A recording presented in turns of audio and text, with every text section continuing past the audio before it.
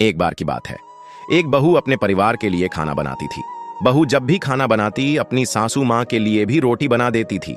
बूढ़ी अम्मा जब भी रोटी खाती वो प्रभु को याद करती और बोलती, भगवान ऐसे ही हमें सुख चैन की रोटी देते रहना बहू। रोज खाना बना के सासू माँ को देती, बुढ़िया रोज यही बोलती। एक दिन बहू ने मन ही मन सोचा, ये बुढ़िया कितनी अजीब है, खाना तो मैं इसको खिलाती हूँ लेकिन गुणगान तो ये रोज भगवान का करती है, कभी एक बार भी मेरी तारीफ नहीं करती। अगले दिन बहू ने जैसे ही सासू माँ को खाना दिया तो उसमें चूहे मारने की दवाई मिला दी और मन ही मन बोलने लगी, आज देखती हूं कैसे बोलती है भगवान का शुक्राना।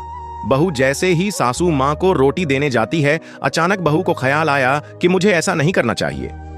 बहू ने वो रोटी बाहर कूड़े में फेंक दी और फिर दोबारा रोटी बनाई और सासू माँ को देकर आई और बोली, माँ जी मैं बाहर जा रही हूं, आप ये खाना खा लेना। थोड़ी देर के बाद बुढ़िया का पोता भी स्कूल से आ जाता है।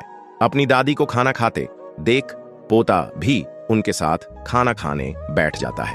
कुछ देर में बहू भी घर आ जाती है। तभी बेटा अपनी माँ से बोलता है, माँ आज मुझे बहुत भूख लग रही थी तो मैंने दादी के साथ बैठकर खाना खा लिया। बहू यह सोचकर हैरान हो गई।